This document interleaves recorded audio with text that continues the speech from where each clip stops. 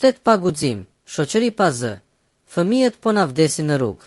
Shqipëria po i humbet fëmijët e saj, jo nga sëmundjet, jo nga fatkeqësitë, por nga thika, nga dhuna, nga fëmijë që vrasin fëmijë, nga një realitet që nuk e prodhoi rastësia, por dështimi total i shtetit dhe shoqërisë. Në më pak se një vit, vendi ka regjistruar 3 vrasje të tmerrshme, të kryera nga bashkëmoshatar. Martin Çani, vetëm 14 vjeç, i vrarë në Tiranë. Një vit më pas, drejtësia ende përgjumet dhe dosja endet nga tavolina në tavolinë. Eral Gjejo, i vrarë në Maliq, ndërsa vrasësi i tij shëtit i lirë. Liri që i është mohuar një djali që nuk jeton më Erion Boba, në Durrës që gjeti vdekje në spital para 2 ditësh, një tjetër fëmijë, një tjetër familje e shkatëruar. Këto nuk janë rastësi tragjike. Këto janë simptoma të një vendi ku struktura shtetërore kanë rënë, ndërsa shoqëria ka heshtur. Pyetja e madhe: ku është mbrojtësi i familjes, pastori Akil Pano?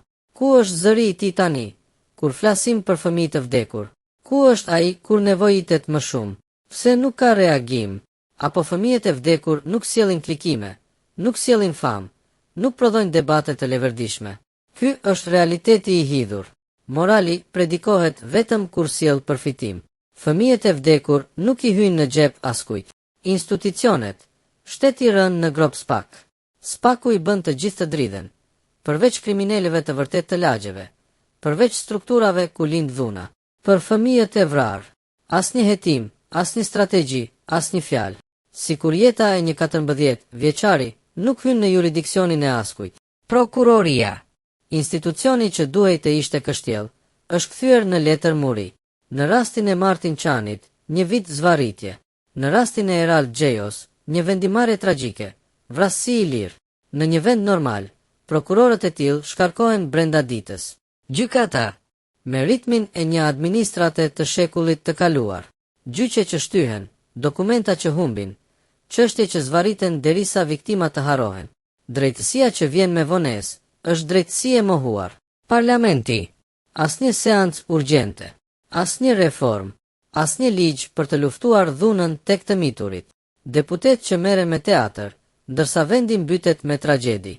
Një parlament që nuk ngre zërin kur fëmijët vriten, është parlament i pavlefshëm.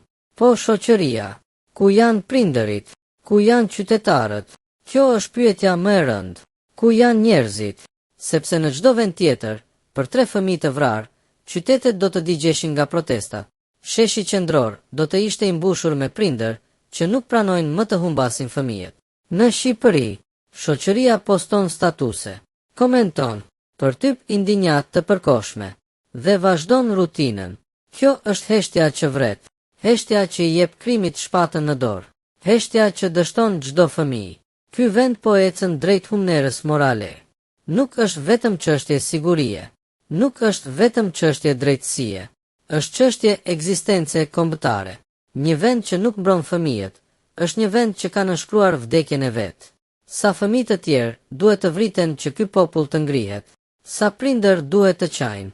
Sa varre të vogla duhen hapur që institucionet të zgjohen? Mesazhi final. Shqipëria është në alarm të kuq. Dhe ky alarm nuk vjen nga politika, nga ekonomia apo nga emigracioni. Vjen nga thika që fëmijët po ja ngulin njëri tjetrit. Vjen nga një realitet që ka dalë jashtë kontrollit. Vjen nga një shtet që nuk funksionon dhe një shoqëri që ka frikë të reagojë.